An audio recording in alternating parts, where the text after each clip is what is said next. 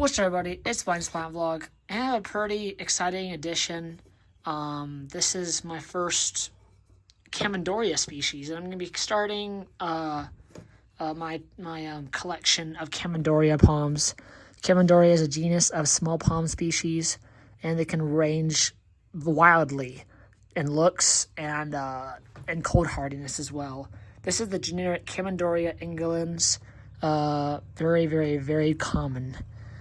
Uses the house plant, but this is single trunked Chamaedorea elegans, and I really hope to get this thing really big and has a trunking and flowering in a couple of years time.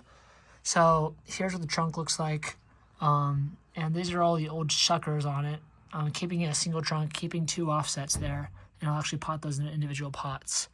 Normally these are grown in clusters and all of the and they'll self-thin them out with competition, but I want to get this thing big as possible. This is a single trunk, and most people don't grow them in single trunks. They look really elegant with a single trunk form, and so yeah, can't wait to see how this goes. We actually have a new spear coming out there, so see, this is actually a self-watering pot, and it'll be eventually once it gets bigger, we repot it into a non-self-watering pot. But yeah, Chamaedorea elegans, my first Chamaedorea species of palm. And when I say first species, I mean, well, eventually I'm going to expand and get more different types of Chamaedorea. There's Chamaedorea microspadics, Chamaedorea metallica, there's Chamaedorea, there's so many different ones.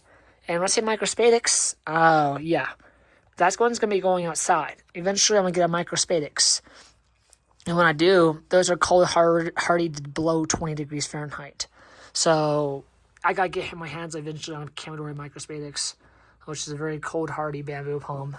But yeah, it's like this, but really cold hardy. This is not cold hardy at all, and will stay indoors forever.